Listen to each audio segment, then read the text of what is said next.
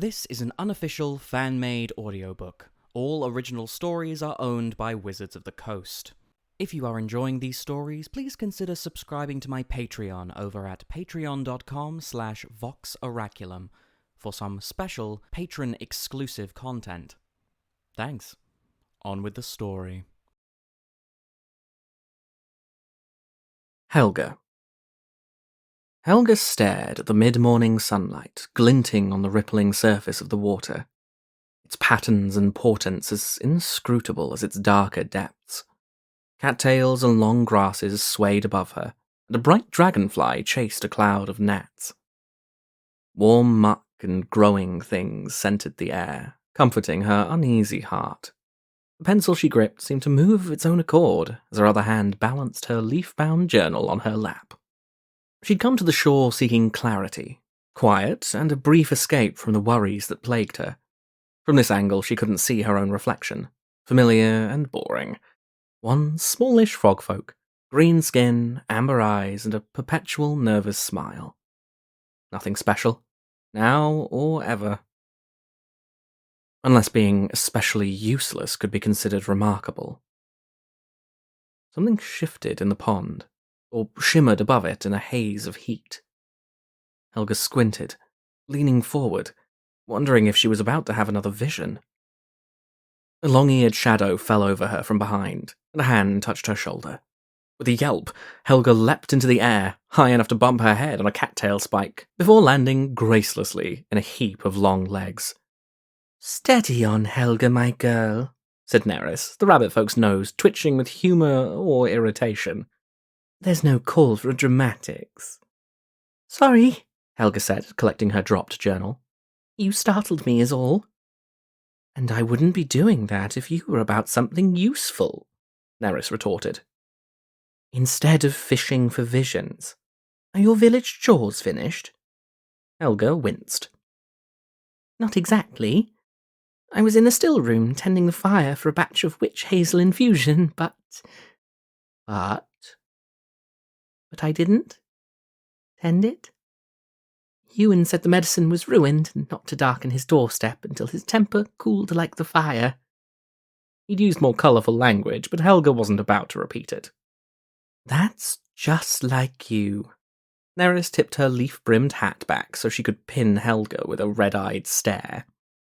"Your grandparents coddled you, bless their memories, but you can't while away your life doodling." Reminder of her loss cut Helga more sharply than what Neris had said. But the rabbit folk wasn't finished delivering her scold. "Get your head out of yon scrying pool," Neris added with a jab of her paw. "You need to live in the here and now instead of trying to see what the future holds.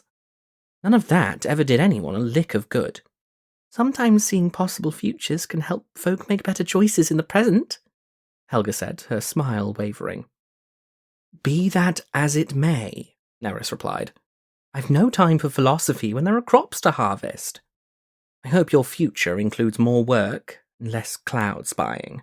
With a flick of her fluffy tail, Neris left Helga to her interrupted sketching. Helga sighed. Neris was only saying what so many folk in Pondside were thinking.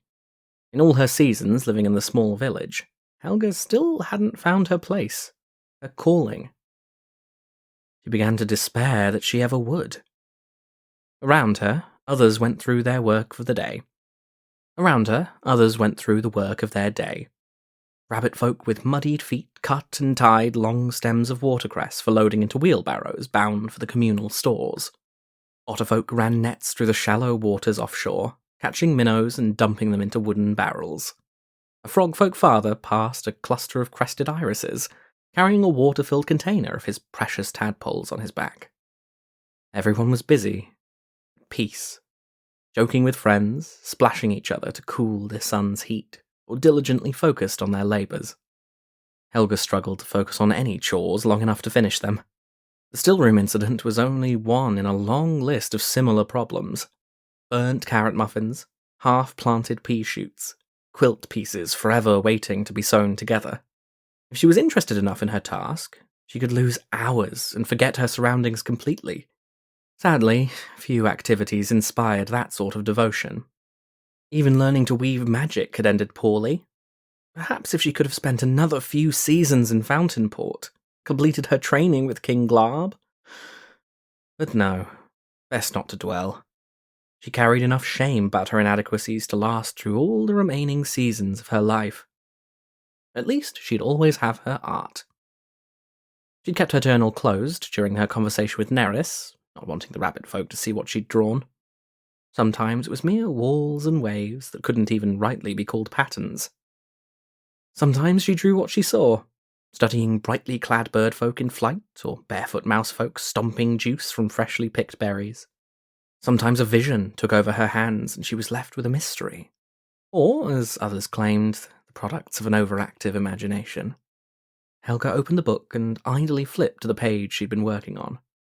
The picture made her skin tighten and her mouth dry to sticky discomfort. One of the tomes in King Glarb's library in Fountainport contained lavish, colourful illustrations of calamity beasts, the fearsome heralds of nature's changes, both seasonal and chaotic.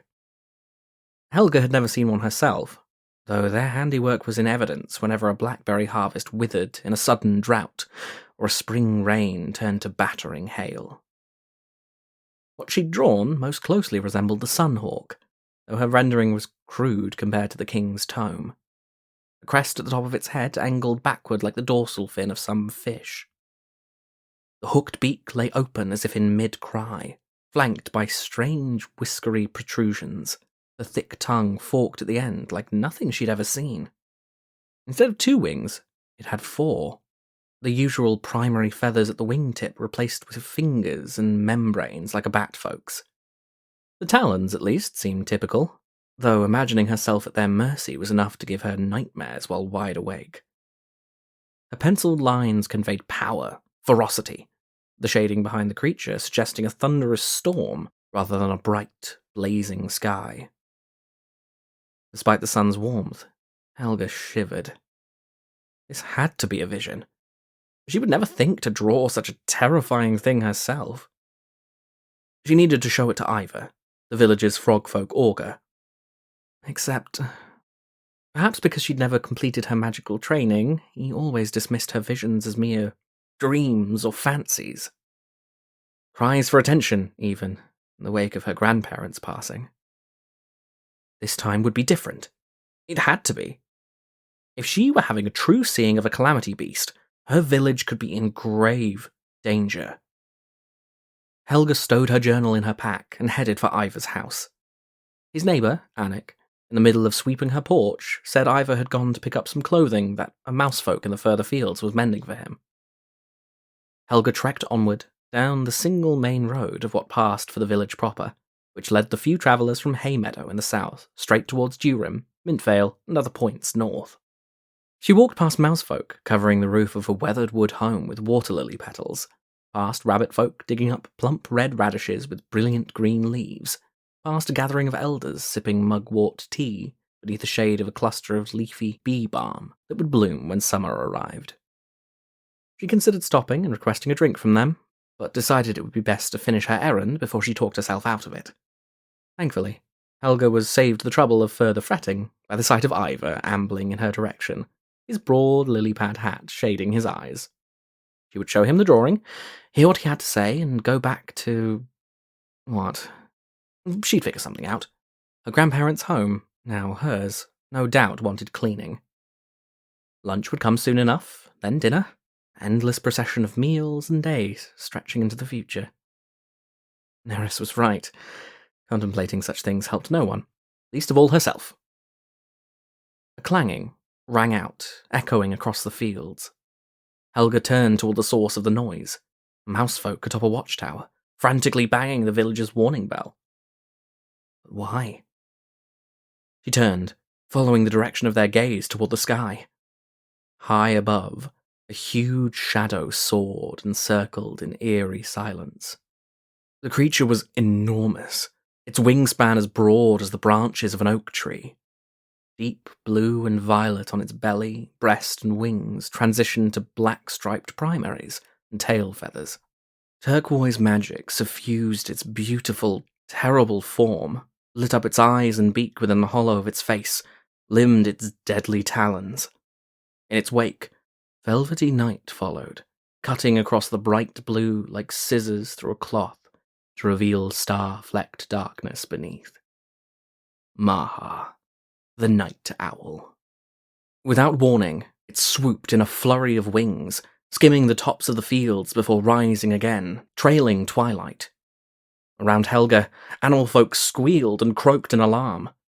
Some dropped to the ground, huddled in on themselves, while others froze in place, hoping not to attract the Calamity beast's attention. Others ran for cover to their nearby homes and burrows, or to the shelter of any tall plants that might hide them. Helga fled back down the dirt road, toward the pond, through alternating patches of day and night, sun and gloaming.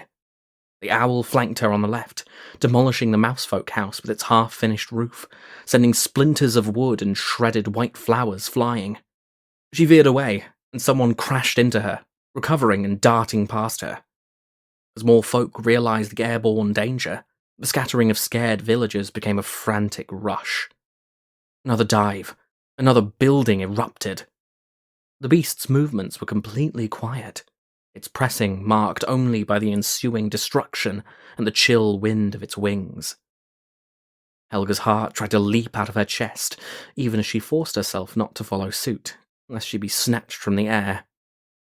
Sparks from a cook fire joined the shower of debris, and soon flames and smoke heightened the chaos and confusion.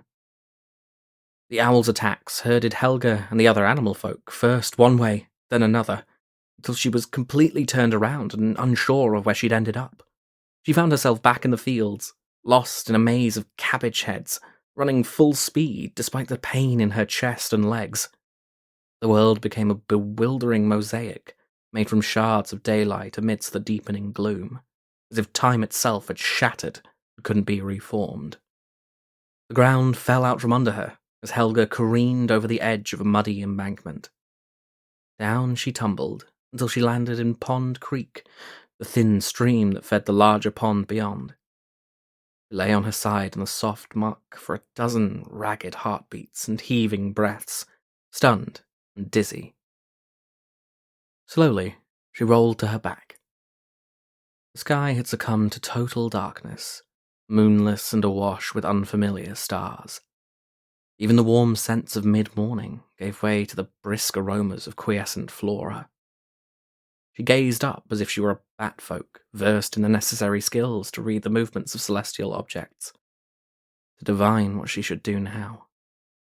Helga forced herself to sit and crouch. The sound of chaos and destruction were muted by distance, but they continued nonetheless.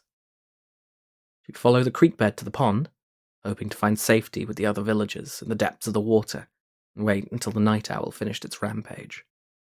Or she could head in the opposite direction, toward the nearest village, warn them of the Calamity Beast's attack, maybe even bring back help. The pondside would need to be dug out of the wreckage left behind, rebuilt, and the folk. No, she wouldn't think of the worst things, the hard things that would need to be done after such a tragedy. Focus on the immediate problem, the next step, not the ones that would come later.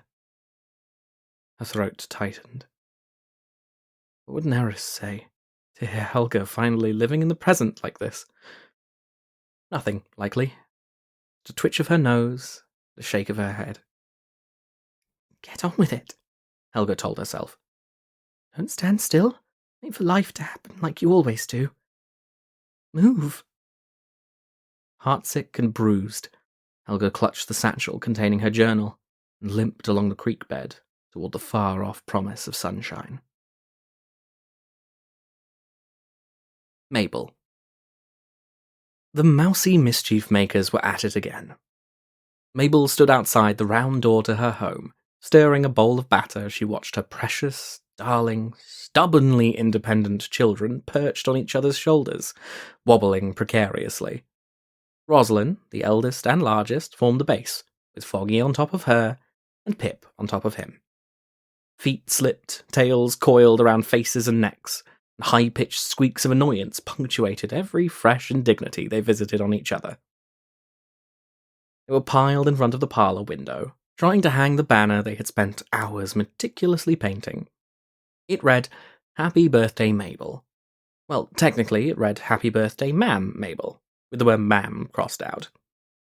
Their father, Clem, had kindly noted that Mabel wasn't everyone's mother, the same way he wasn't everyone's papa, and thus the other townsfolk did not have the privilege of addressing her by anything but her given name. He punctuated this gentle correction with kisses for all, including his amused wife, who had her own privileges of the sort that led to 3 children and general contentment. Truly, her birthday was a beautiful one so far. Sunny, without being over-warm, a light breeze ruffling her brown fur, as pleasant as any in late spring had ever been in Good Hill. The daisies and yarrow bloomed in bonny white and yellow clusters overhead. The bees buzzed industriously between their cups of nectar, and... oh no. Oliver the mare trundled straight toward her. His long ears moved constantly as he tried to eavesdrop on every conversation he passed, and he paused to chat with any of her neighbours lingering outside their woven grass houses, tidying up for the party or taking their afternoon tea. Mabel searched for Clem's plump grey form, but alas, her beloved must still be out trading for the elderberry jam he needed to finish a batch of his famous cookies. Sighing, she donned the armour of a smile, resigned herself to a battle of politely intrusive small talk and good-natured prying. "Mabel!" Oliver called with a wave. He was short, as local rabbit folk went, with cinnamon-brown fur and a quilted vest in bright greens and yellows. "Happiest of birthdays to you, my dear! You're looking pretty as a portrait." She looked like a tired mother in a flour-coated, jam-stained apron. "Thank you, Oliver," Mabel replied. "You're too kind." In her mind, they crossed swords. His gaze shifted to her mixing bowl. "And what delectable delectations have you and your brilliantly gifted baker of a husband prepared for the party this evening?" If she kept talking long enough, perhaps he wouldn't get the chance to ambush her with whatever he really wanted. She had a feeling she knew what it was.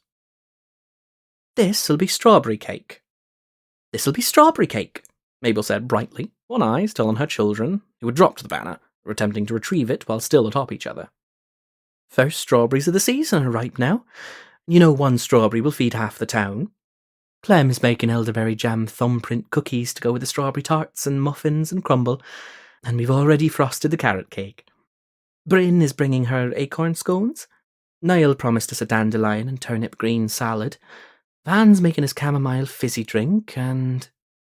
"And such a feast it will be!" Oliver exclaimed. "And a lovely opportunity for so many to gather together in celebration." A deft parry. Foggy put his foot in Rosalind's ear, which she tolerated with a wince. Pip, alas, then poked the tip of his tail into Foggy's eye, earning him a shrieked scold. Mabel paused her staring, which was just as well, because the cake would be dense and chewy if she kept at it much longer. "You know, Mabel," Oliver said, leaning closer and speaking in his version of a whisper, which birdfolk in the clouds could hear. "Silver the Bard said he plans to share his order of the Hollyleaf Tale, seeing as how it's a special favourite around here. And naturally, since it's your birthday, given your antecedents, perhaps this would be an appropriate occasion to bring out that old relic you have tucked away in your attic, as a historical demonstration, as it were." Mabel would do nothing of the sort. She prepared her own parry and riposte. "I couldn't possibly distract from Silver's performance like that. Poor fellow. Imagine me interrupting a perfectly pleasant story to wave around a family heirloom." "You could wait until he's finished," Oliver ventured, his ears widening and angling back slightly. "But then all his efforts would fly right up into the trees, wouldn't they? Instead of everyone complimenting him on his fine work, they'd be attending me, and that would be simply too rude, birthday or not." Mabel shook her head as if regretful. "No. Best to leave it in the attic where it belongs, let Silver have his due. Along with some strawberry cake, of course." Dare she hope she'd disarmed him with that one? "Your point is taken," Oliver said, a foot thump signalling he hadn't accepted defeat. "But have you considered that Silver himself might be interested in seeing the relic, Not disarmed at all. Instead, he renewed his assault. Mabel's mother, Iris, in all the seasons she'd been guardian of the artifact, had never brought it out for her neighbours to ogle as if it were a new bonnet or belt. If she was still in town, Oliver wouldn't have dared make his request at all, because Iris would have blistered his ears until he turned tail. Or her father Ellis would have spun a refusal so eloquent, Oliver would hardly have known he'd been turned away until he was back in his burrow. Alas, Mabel's parents were on a much-deserved vacation in the northern country, and thus Mabel was left to fend for herself. She missed them, not only because she was having to manage Oliver, but because it was her birthday, and it would be only the second time in her life that they were separated for the occasion. There would be other birthdays, she had told them, and it was true. But even so, Oliver was preparing another volley of protests when the tiny tower of mouse children began to sway precariously. Mabel shoved her mixing bowl at Oliver and leapt past him. With one paw, she slung Pip onto her shoulder, with the other, she pressed Foggy to her chest. Rosalind landed on her rump, tail curled up over her back. The banner sank to the ground in a pile of fabric, its visible letters now proudly proclaiming, "Hap Day Bell, to all and sundry." "You dropped it again!" Foggy shouted, twisting in Mabel's arm to glare up at his brother. "You made me drop it!" Pip replied, clinging to Mabel's left ear and half her face. "Did not! Did so!" Rosalind simply sighed, stood, and brushed dirt off the seat of her pants. "What's all this fuss about, then?" Clem asked, his own arms laden with provisions and eyes bright with amusement. He might have bust Mabel's cheek, but it was currently full of sullen child. "Mum saved me," Pip announced in his sweet, high voice. "Foggy made me drop the banner. I did not. And then he made me fall. I never did. But Mum caught us both and now we're saved and she's a hero." Mabel exchanged a look with Clem that said they were both suppressing laughter. "She's always been my hero," Clem said loyally. "Now, which of you heroes in training is going to help me bake some cookies?" The mention of cookies got their attention, but they hesitated. "We have to finish putting up the banner," Foggy whined. "Why don't Rosalind and I do that while you wash up?" Clem suggested. "Have to carry all this inside first, mind. Oh, hello, Oliver. Didn't see you there. Can't chat. Much to do before the festivities commence. Mabel?" Rosalind extracted the jar of elderberry jam from under Clem's arm, while Foggy and Pip fought over who would carry the sugar and who the primrose petals. Clem kept the sack of acorn flour, which was too heavy for the children to manage. Oliver watched it all, utterly bemused, until Mabel took her mixing bowl back from him. "Don't let us keep you," Mabel said. "I'm sure you've more rounds to make, ensuring Good Hill's in fine fettle as you do." "Yes, of course," Oliver said, ears resuming their usual outward-facing posture. If he noticed she had dodged further questions about her family heirloom, he didn't say anything of it. The fencing was over for now. Mabel was about to close the door behind her, when the sound of rapid footsteps and laboured breathing approaching from the road made her hesitate. Jennifer, one of the local weasel folk, raced up to Oliver and gestured back in the direction she'd come from. "Oliver, you must see this," Jennifer said. "Lowena's on lookout, she says." She sucked at her breath.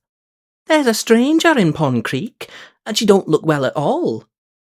Mabel propped her bowl of batter on the table in the front hall, then grabbed her sheathed rapier from the wall. "Clem," she called. "Trouble in the creek. I'll be back in a trace." "Stay safe," Clem replied. "I'll mind the littles." Oliver and Jennifer had a head start, but Mabel quickly caught up, jogging past white-petal roofs and woven grass walls interspersed with the larger, painted clay burrows favoured by rabbit-folk families, including the miller with her tall windmill. Colourful glass containers lined the cobbled streets, waiting to collect rainwater from the next spring storm, due to pass through any day now. Tiny gardens bloomed with foxglove, starflower, sweet alyssum, and of course, lily of the valley. Towering above it all, the wooden homes of batfolk stood, atop long poles, windows dark as their denizens slept until dusk. Curious onlookers paused in their own errands, pushing wheelbarrows or carrying sacks of groceries, or they poked heads out of their windows, or stood in front of their cosy homes, asking Oliver what was happening. Mabel paid them no mind, concentrating on getting to the creek as fast as her small legs could carry her. A growing crowd gathered around a young frogfolk collapsed between two waterside homes. The poor thing's caked in mud and clearly exhausted, her pale green skin tinged with grey, her eyes closed. "Give her room," Mabel ordered. The assembled townsfolk obligingly took a few steps backwards. "Room, yes," Oliver repeated, panting up to stand beside her. Mabel carefully rested a paw on the frogfolk's head. Her lower eyelids opened, showing only thin crescents of amber beneath dark pupils. "Help, please," she croaked. "Help with what, friend?" Mabel asked. "What happened to you?" "Attack. Calamity beast." The frogfolk's eyelids closed again. She went limp, unconscious. "Did she say Calamity beast?" Someone behind Mabel squeaked. Murmurs rippled through the crowd like a stiff breeze on a turnip field. Soon, the rumour would sweep over all of Goodhill, and no doubt grow in the telling. "You and you," Mabel said, pointing. "Fetch Dellen and help bring a litter to carry her." The healer was no doubt in the middle of her afternoon nap and wouldn't appreciate the interruption, but needs must. "To where?" Oliver asked. "She can stay with me for now," Mabel said. "I'll keep her safe. And get the story out of the poor dear as soon as she woke up. Where had the frogfolk come from? What dire fate might she have barely escaped with her life? Mabel gazed into the distance, along the creek's winding path, mentally mapping which villages lay in that direction. And she raised her eyes to the horizon, the afternoon sky dotted with thin clouds, scanning for any sign that a calamity beast might turn its wild, destructive power on Goodhill next. Dellen arrived eventually, and Oliver wrung his hands as Mabel helped load the frogfolk onto the litter. She led the way to her home. Considering what she would tell Clem and the children, she clutched her rapier tightly with one hand. "Whatever else happens," Mabel thought grimly, "my birthday party will have to wait." Ral. Ever since he returned to Ravnica from Thunder Junction, a single thought popped up randomly in Ral's mind like a storm in a clear sky, during guild meetings and baths, and whenever his attention wandered. Bellerin is alive, and I am going to kill him. Assuming the damned mage could be killed. But after nearly 2 years of believing he was dead, lost in the Phyrexian invasion, finding out he'd instead been masquerading as the nightmarish Ashiok, so he could steal some kind of weird animal. "I'm going to kill him," Ral muttered, hands laced behind his head as he stared at the ceiling of his bedroom. "Kill whom?" Tomek asked, voice thick with sleep. "Bellerin." Tomek raised his head from his pillow to blink at Ral. He was adorable without his glasses, brown hair mussed. "I thought you wanted to find him." "I do. So I can kill him." Tomek flopped back down. "You're not going to kill him. He's your friend." Was he? What kind of friend fought and fled without explanation? "You want to know why he did what he did," Tomek said, as if reading Ral's mind. "You'll never know if you kill him." "Stop being reasonable." Ral pressed a kiss to his husband's mouth to silence him. It didn't work. "Your plan?" Ral traced Tomek's eyebrow with a finger. "I tried planeswalking to him. Ended up on some beach in Ixalan. But I know someone who might be able to track him." Tomek's eyes scanned the dark room as he thought. "Will she help you?" Ral loved having a brilliant husband who didn't need everything explained to him. "I don't see why not. She helped before." "When are you leaving?" "Tomorrow." "If you're leaving tomorrow..." Tomek trailed off as his hands blazed their own trail elsewhere. Yes, his husband was definitely brilliant. But then, Ral would never have settled for less. "I cannot help you." She stood on a bridge in a well-tended garden, white hair brushing her golden armor, face hidden by her wide-brimmed hat. A breeze, shook the branches of a nearby tree, sending a shower of flower petals drifting through the sun-kissed air. Can't or won't? Ral asked. I can no longer walk the plains. My spark is gone. Ral gritted his teeth in frustration. You can't feel the blind eternities at all? No. A hand moved, whip fast, snatching a petal in flight. I'm finally at peace. Damn it! There must be a way. Planeswalkers leave aether trails that can be followed. Most of you do it intuitively. And you? She released the petal, which spun lazily toward a plot of raked sand. I used to sense the trails, all the way to the sparks at the end of them. Sense how? She sighed. How can I describe taste to a man with no tongue? Return to the last place you saw him, and open your soul. Great. Thanks. Ral knew she hadn't earned his sarcasm, but he was too bitter to prevent it. He planeswalked away in a shower of sparks, leaving the Wanderer to her palace garden. The place in Thunder Junction where he last saw Bellerin was as empty as Ral had left it. Emptier, even. The vault itself was gone, leaving only the ruins of Tarnation. No clues, nothing. What had the Wanderer said? Open his soul? Ridiculous. But he didn't have other options. Okay, soul, Ral muttered. Get to it. He closed his eyes and listened. Silence. He sniffed the air. Dust and metal. He fantasized about further wrecking the wreckage with lightning, instinctively reaching out to the weather with his magic. Maybe a nice storm would cheer him up. Wait. His power brushed something. A hint of green. It felt smudged, like a word partly erased from paper. Bellerin somehow wiped away the memory of his aether trail? That conniving little... Ral focused on that trace with every part of himself. The sense of greenness bloomed like a flower. Closing his eyes, he followed it into the blind eternities. And found himself in a field surrounded by dandelions. They were taller than any he'd ever seen. So was the grass and the distant trees. What plane was this? Where was Bellerin? He ran his hand over his face in disgust, then froze. What happened to his face? Those whiskers. Was he covered in fur? Was that a tail?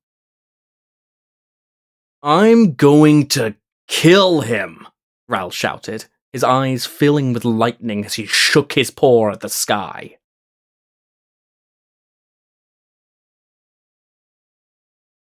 A special thanks to all of my patrons, especially Owen Griffin and the Alexandrites.